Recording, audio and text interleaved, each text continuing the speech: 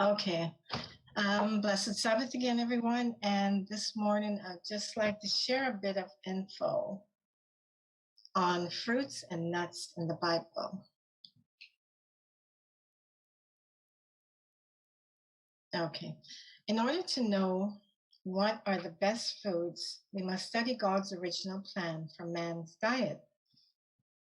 He who created man and who understands his needs appointed Adam his food.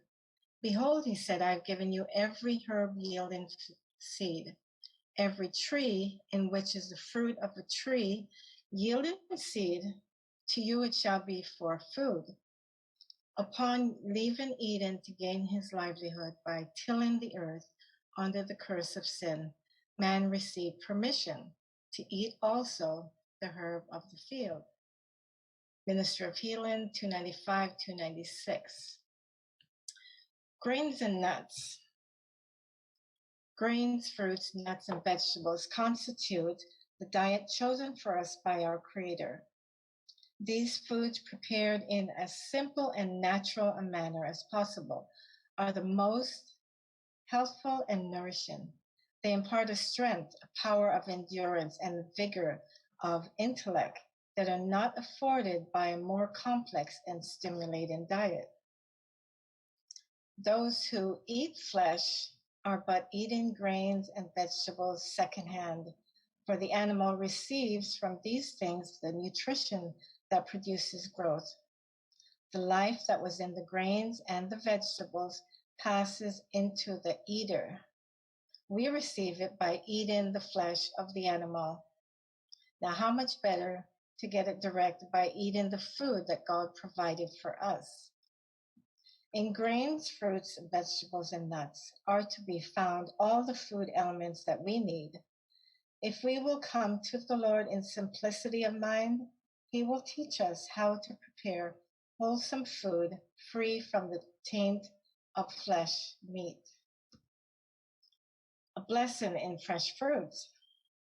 I'm so thankful to God that when Adam lost his Eden home, the Lord did not cut off the supply of fruit. The Lord desires those living in countries where fresh fruit can be obtained during a large part of the year to awake to the blessing that they have in this fruit. The more we depend upon the fresh fruit, just as it was plucked from the tree, the greater will be the blessing. Fruits again. So it would be well for us to do less cooking and to eat more fruit in the natural state. Let us teach the people to eat freely of fresh grapes, apples, peaches, pears, berries, and all other kinds of fruit that can be obtained. Let these be prepared for winter use by canning, using glass as far as possible instead of tin.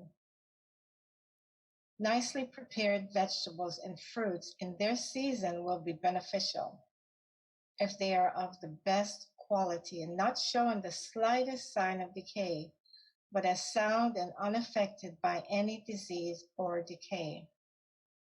More die by eating decayed fruit and decayed vegetables, which ferment in the stomach and result in blood poisoning, than we have any idea of.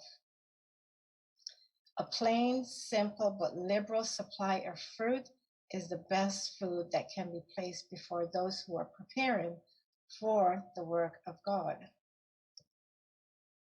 Apples, Song of Solomon 2 verses 5, stay with me, flagons. Comfort me with apples, for I am sick of love.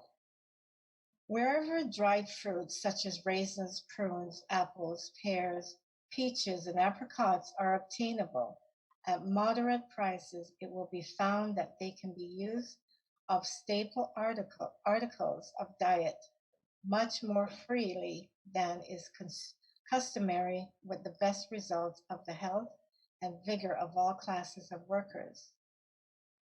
If you can get apples, you're in good condition as far as fruit is concerned. If you have nothing else, I do not think such large varieties of fruit are essential. Yet they should be carefully gathered and preserved in their season. for use when there are no apples to be had. Apples are superior to any fruit for a standby that grows. Just like the saying, an apple a day keeps the doctor away. Almonds, Numbers 17, verses 8. And it came to pass that on the morrow Moses went into the tabernacle of witness, and behold, the rod of Aaron for the house of Levi was budded, brought forth buds, blossomed blossoms, and yielded almonds. Almonds are preferable to peanuts, but peanuts in limited quantities may be used in connection with grains to make nourishing and digestible food. Almonds, mentioned several times in the Bible, are one of the highest protein and fiber nuts and contain manganese and magnesium and calcium, necessary ingredients for the body. Figs, 2 Kings 20, verses 7, and Isaiah said, take a lump of figs. And they took and laid it on the boil, and he recovered.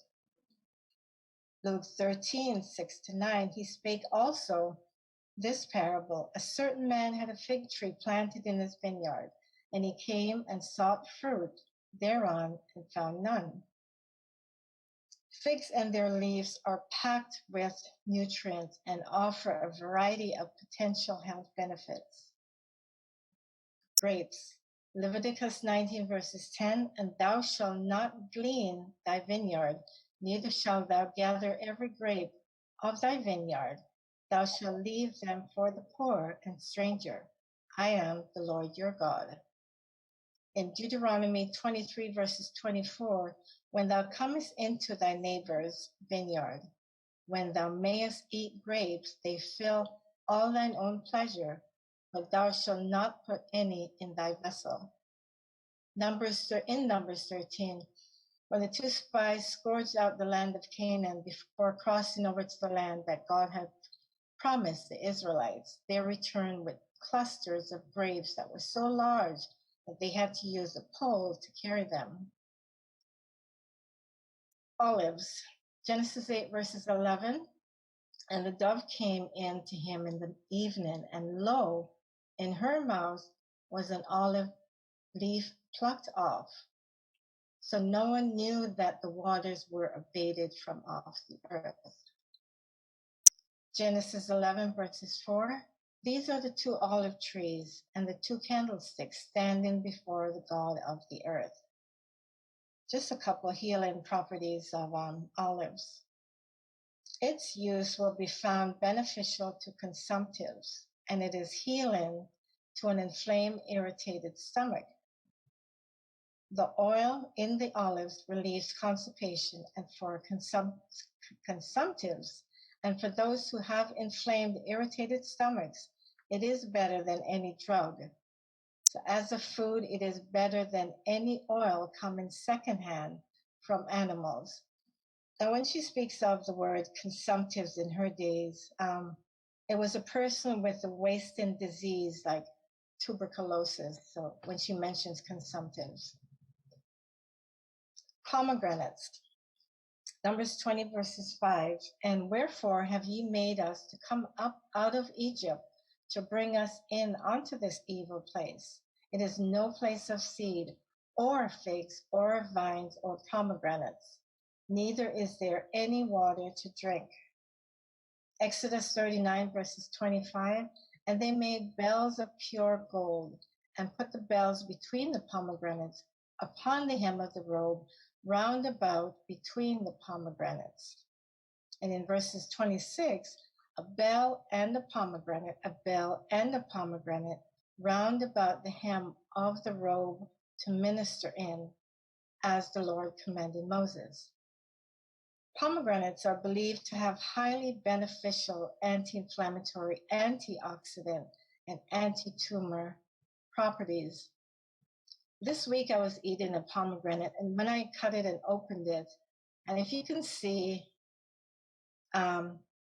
this little white cover, the cream cover in here, those who haven't really, delve into pomegranate, when you pull that back, you'll see the many seeds that are just, it's just amazing how, when I looked at it, it was just amazing how you think of God and how, his covering just in this tiny little fruit, much less, us as humans.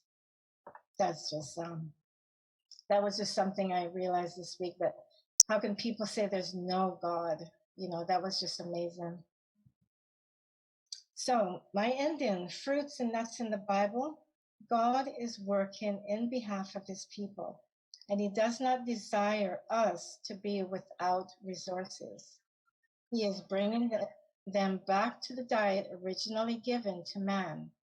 Their diet is to consist of the food made from the materials that he has provided.